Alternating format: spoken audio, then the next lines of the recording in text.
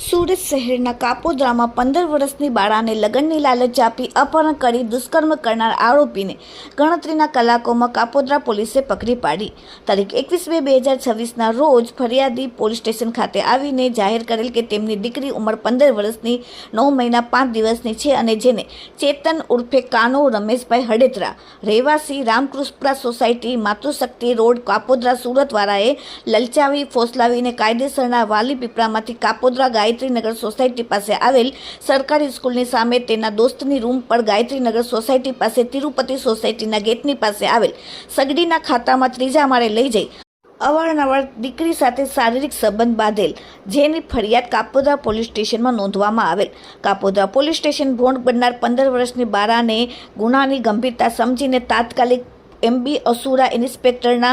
અને second inspector Solanki સાહેબના આદેશથી તાત્કાલિક સર્વેલન્સ સ્ટાફના માણસો ગંભીરતા સમજી જુદી જુદી ટીમો બનાવીને ટેકનિકલ વર્કઆઉટ કરીને સર્વેલન્સ સ્ટાફના માણસો